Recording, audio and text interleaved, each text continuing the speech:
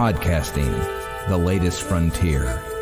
These are the episodes of a Catch as Catch Can podcast. Its continuing mission: to explore strange, nerdy topics, to chat about sports, movies, sci-fi, and so much more. To boldly pod where this nerd has gone before.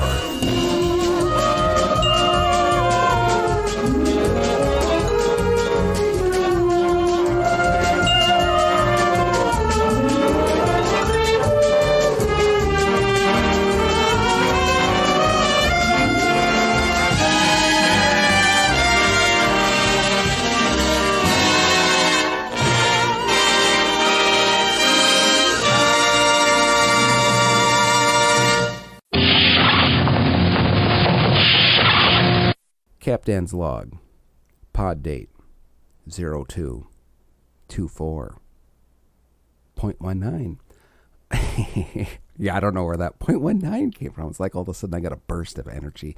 On this episode of Too Boldly Pod, we have three little things we're going to discuss. The first one is I watched the original pilot of the Star Trek program, The Cage, and I'll talk about that ever so briefly. Then we got a couple little sports topics that I want to go over with everybody. One is a growing fad in collegiate sports of players sitting out games to preserve the draft stock. And secondly, I did a little musings from a work fan about a former Detroit Lion that made some disparaging remarks about his former team this week, and it kind of irked me a little bit. And then we'll close shop today with our annual To Boldly Pod question, where we talk about cult classic films. So, Scotty, set phasers on stun, engage. Now, the name of this podcast is To Boldly Pod, which would lead a lot of people to think this guy loves Star Trek. And that's true. I do love Star Trek. And part of the reason for doing this podcast was to talk about things to do with my love of sci-fi movies and TV shows. And I haven't really done it a lot lately, and I'd like to slowly incorporate it back into this podcast. So that being said, the other night I watched the original Star Trek pilot, The Cage, that was filmed in 1964 and submitted to the studios in 1965. And Trek fans will know this, but for those that don't, it was the initial pilot that was turned down by the network. And in a rare occasion, Gene Roddenberry was given the green light to make a second pilot for Star Trek, to which was picked up, and the rest is history. So, getting this out of the way, what initially happened is when he offered them The Cage, they turned it down and said that it was too cerebral. They wanted he promised them a Western in the stars in the mid-60s, and they thought what they got was too mental, so they didn't like it and turned it down, yada, yada, yada. Now, I've seen The Cage dozens of times. I haven't watched it in quite a while until the other night, and something really dawned on me while I was watching it. And people know it stars Jeffrey Hunter and Susan Oliver and a very young Leonard Nimoy as this alien science officer named Spock. That's all history. Everybody knows that. So, no Shatner, no McCoy. It was a totally different crew, predominantly other than Mr. Spock. Now, what I wanted to talk about and what struck me that I haven't really noticed before, I said earlier that it was made in 1964, and I think the story is really, really fantastic. And maybe sometime at a later date we can break down the story of The Cage. But for this podcast, I want to talk about something that you don't necessarily hear a lot of people talk about. And for 1964, the effects and the makeup in that initial pilot were out of this world. They were phenomenal. The makeup in general on the Telosian aliens was great. So much so that, you see these big giant veins in their skulls or their foreheads, and you could see them moving back and forth like they're pumping blood. That was just amazing to me for a TV pilot. And though compared to today's effects, the special effects for that television show were fantastic. I mean, it's hard to explain it on a podcast what they looked like. They were just way ahead of their time, in my opinion. And I think in the broad scheme of things, people often talk about the things that Star Wars and even Star Trek brought to not only sci-fi, but to movie making in general. People will eventually look back at this and really see it as a landmark piece of filmmaking.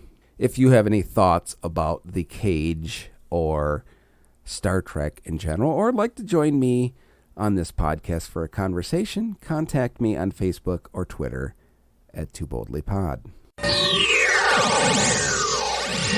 Now, in the world of sports, I would like to put a plea out there, an open invitation to anybody that may be willing to come on this podcast at a later date and have a nice little sit-down conversation with me about a growing trend in sports, or collegiate sports to be more specific, the last couple of years. And that, of course, is the players sitting out games to preserve their draft stock. Now, predominantly it has been a college football thing where players would sit out bowl games to preserve their draft stock, but it's starting to creep a little bit into collegiate basketball now, and it's stemming a little bit around from the Zion Williamson injury for Duke last week against North Carolina. And I would just like I could share my thoughts, but I think they would be better served and more entertaining to all of you if somebody came on here with me and we could sort of have a nice little tete-a-tete about the subject. So I don't want to spoilers too much with everything, but if anyone's interested in joining me for a conversation about that, contact me on social media at Twitter or Facebook at TooBoldlyPod, and maybe we can set something up for a later date. And if not, on the next episode, I will give you my thoughts.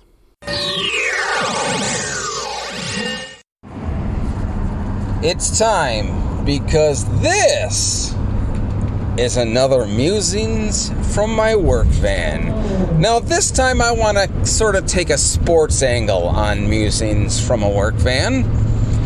And it's more of a hometown musing than anything, but maybe people that are just fans of football or the New England Patriots or the Detroit Lions in general may understand what I'm coming at.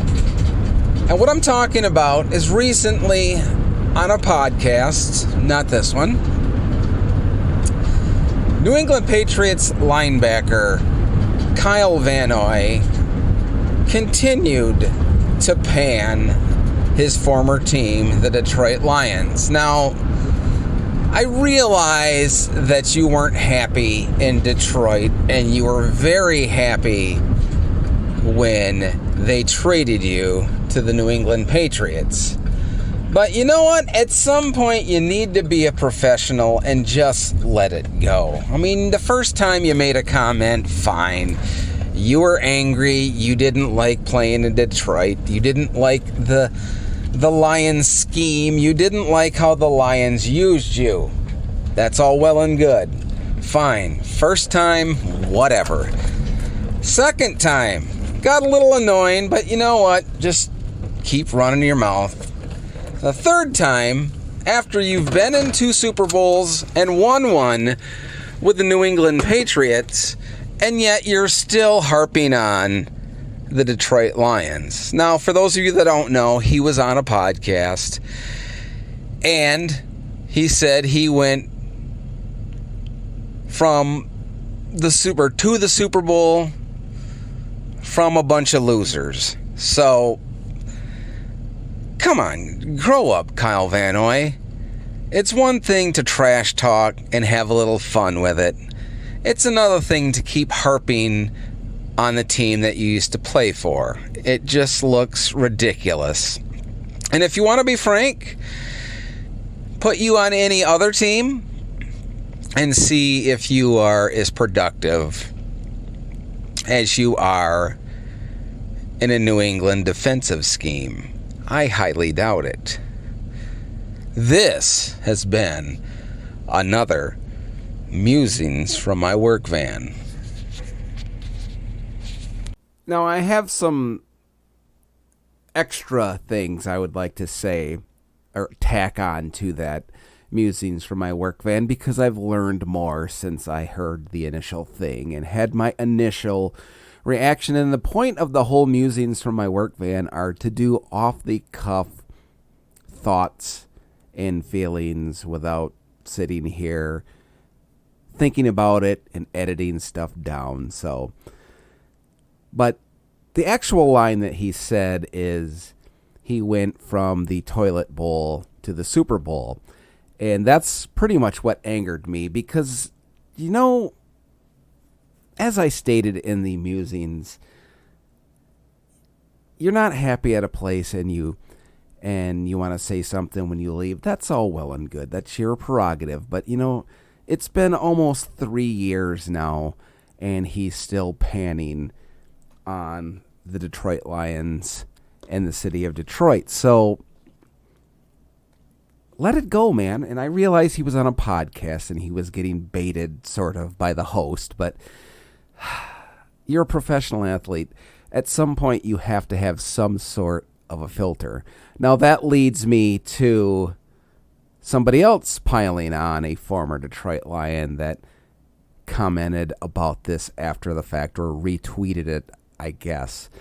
And that, of course, is our former tight end, Eric Ebron. Now, when he left Detroit and was released unceremoniously, I understand the fact that he was angered by it. But you know what? He's had a history of going on social media and sort of running his mouth. And again, that's their opinion if they want, or their right to share their opinion if they want. But at some point, you know, you have to quit being childish about certain things and just let it go. Do we have it bad here in Detroit with the Lions? Yes, we do. Do I know what it's like to be a professional athlete playing on that team? No, I do not. But for my entire life, I've been a fan of that. So by proxy, I understand the angst that you feel. And will I ever know the sense of pride of being part of that team or a professional team like that? No, I won't. Did I play high school and rec sports? Yes, I did, but it was never anything on that level. But I still took pride in everything I did. And you get angry, and that's fine. But you know what? At some point, you just have to let things go and grow the hell up. So, Kyle Van Noy, Eric Ebron, let it go. You're not in Detroit anymore. If you want to pay him back or make him look bad, do it on the field. Don't do it on social media. It just makes you look immature. Now, some people may say Glover Quinn came out this week and made some comments negatively about the Detroit Lions, but I don't really have much of a problem with what Glover Quinn said, other than sort of panning a little bit on the fandom of the Detroit Lions. So I don't have that much of an issue with what he said, other than him intimating that the fans don't understand the things that go into losing and whatnot. And for that, I will say, yeah, we kind of do. And if you have any thoughts that you'd like to share about the things that Kyle Van Noy or Eric Ebron or even Glover Quinn said, contact me on Facebook or Twitter at Too Boldly Pod. Now, one of the great things about this podcast is I like to incorporate my friends on social media into this podcast. And I know a lot of people out there don't like to necessarily talk on a microphone or in person or on the phone or whatnot. So I pose questions on social media, and people love to answer because people love to take those quizzes and do those little what about me things and whatnot. And that was a great way, I thought, to incorporate everybody into this podcast. Now, for the question I asked this week, it was something I sort of stole from a terrestrial radio station while I was at the day job. And the To Boldly Pod question of the week is, what is your favorite or best cult classic movie? Now, I put a little segue into it as to defining what we thought a cult movie would be. And it was basically any movie that sort of bombed at the box office, but after the fact, when it was released for home viewing, it sort of gained popularity into almost a cult-like status. So it's a fun little question, and I got a lot of responses from people, and we will share them now. Kate said she's going to go with the movie Freaks. Noted author W.C. Hoffman, also a podcast host here on Spock Rock Radio, Trivia Fight Night. Check it out, 3 o'clock Eastern Time, Spock Rock Radio. Anyways, his answer was Napoleon Dynamite, Wet Hot American Summer, and Labyrinth. Noted author Paul Canellis commented, man, I just can't pick one. A few favorites are Phantom of the Paradise, Night of the Comet, and Clerks, if that counts as a cult classic. And yeah, actually, I think Clerks does count as a cult classic. Now, contributor to a lot of stuff on Spock Rock Radio and all-around funny guy, Dave, listener Dave, said his his answer was The Evil Dead. My buddy Rob Wise replied with Blade Runner and The Sea of Trees. Now, I'm not sure I've seen The Sea of Trees, so I'll have to check that one out. My friend Jim commented Dune from 1984, and that's a fantastic choice for a cult classic. That is such a great movie. Gotta hand it to David Lynch on that one. Xavier replied Buckaroo Banzai and the Creatures from the Eighth Dimension, which is a great movie. I haven't seen that in forever. Patrick said he's going to have to go with Monty Python's The Life of Brian today anyhow. So obviously, Patrick, that means your answer may change if I ask this again in 2 months. Kurt answered The Groove Tube, and I'll have to look that movie up because I'm not sure I know what that is. So I will definitely do that. And Angela answered The Breakfast Club. Now, I don't remember how big that was at the theater, but for the sake of this, we'll go with Angela's answer and say, sure thing on The Breakfast Club. Now, I asked the question, and I had to think long and hard because there's a lot of movies out there that I love that aren't necessarily popular, nor were they ever popular So one that I will actually say it's kind of not necessarily a cult classics, but it's one of my favorite movies of all time.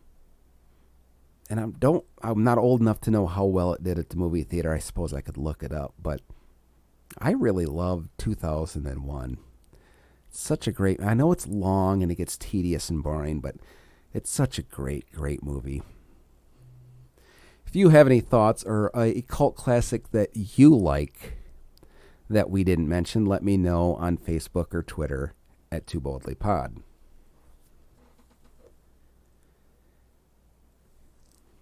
And that's going to wrap up this episode of Too Boldly Pod. I hope you enjoyed this week's Too Boldly Pod question about cult classics.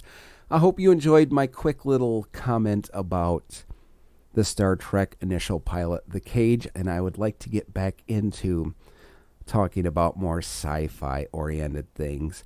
And if you're interested in joining me on a future podcast to talk about the sports topic that I mentioned earlier, and it's about college players sitting out games to save their draft stock or their draft position, contact me on Facebook or Twitter at Too Boldly Pod, and we can set something up. And as usual, I have no closer for this show, so I'll just say thank you all for listening. The truth is out there. You just have to know where to look.